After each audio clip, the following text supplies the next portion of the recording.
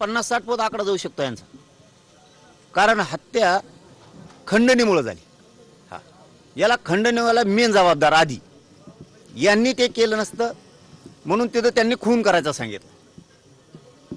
यांचे तसे मोबाईलचे रेकॉर्ड सुद्धा आता पोलीस प्रशासनाकडे आले असतील, कारण हे जे खंडणीमधल्याने खून करायला लावला, खून करणारे या दोघांची मिळून म्हणजे खंडणी आणि हत्या करणारे यांचे नार्कोटिस्ट होणं गरजेचं आहे। कारण याच्यात कोणत्या मंत्र्यानं, कोणत्या आमदारानं, सरकारमधल्या कुठला मंत्री आहे का एखादा दुसरा की यांनी यांना बळ दिले खंडणी मागायला पण आणि खून करायला पण, हे समोर येणं गरजेचं आहे। 100% सरकारमधले मंत्री याला खतपाणी घालतायत, कारण इतके दिवस लपून राहत आहेत।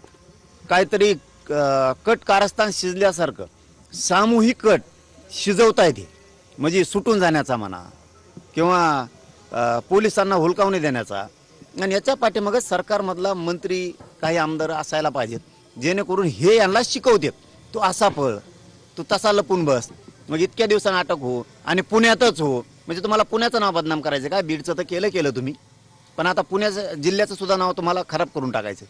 पण 7च्या पहिले आता आरोपी आणखी वाढतील, जसं 100% वाढणार। ह्या 7 जणांची कारकीर्द नाहीच, आणि पुण्यातून सगळे सापडायलेत म्हणजे हे एकाच जागेवर आहेत। मग ह्यांना तिथं कोणी आश्रय दिला, ह्यांना तिथं कोणी ठेवलं, हे स्पष्टच होणार आहे ना।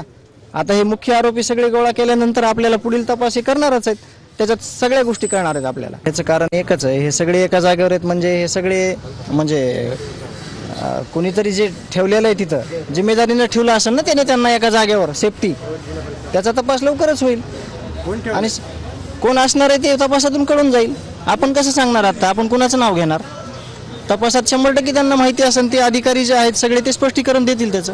पण उशिरा का होईना सापडलेत, पण मला एक गोष्ट आश्चर्याची या सगळ्या केसमध्ये वाटते की ज्या अटक होतात त्या पुण्यातूनच कशा होतात। पोलिसांनी एक ऑफिशियल स्टेटमेंट करावं की नक्की काय चाललंय, कारण का ही महाराष्ट्राचीच फक्त बातमी नाही आहे, या हत्येबद्दल दिल्लीमध्येही प्रचंड चर्चा सुरू झालेली आहे, आणि त्याच्यामुळे महाराष्ट्राच्या सरकारने ऑफिशियली येऊन एक ऑफिशियल पारदर्शक खरं स्टेटमेंट महाराष्ट्राला देण्याची गरज आहे। ज्या पद्धतीने हे सगळं चालू आहे ही केस आणि चौकशी भरकटल्यासारखी दिसते, नसेलही कदाचित भरकटली नसेल आतमध्ये, पण मला वाटतं की जे काही येत आहे आता पुण्यातच लोक पकडले जात आहेत, म्हणजे त्यांना भीती पण नाही आहे तुमची।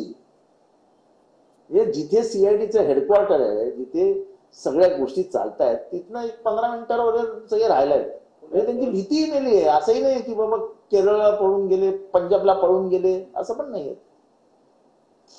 पुण्याला येऊन राहतात।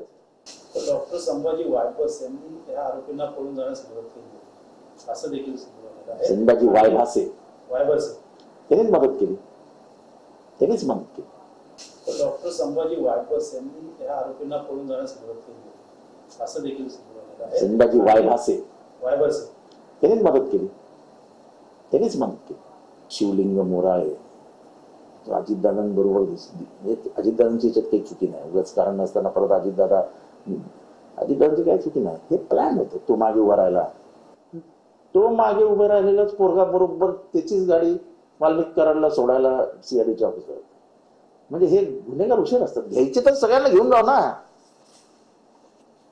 हम तो डुबे सनम तुम्हें भी ले डुबेंगे।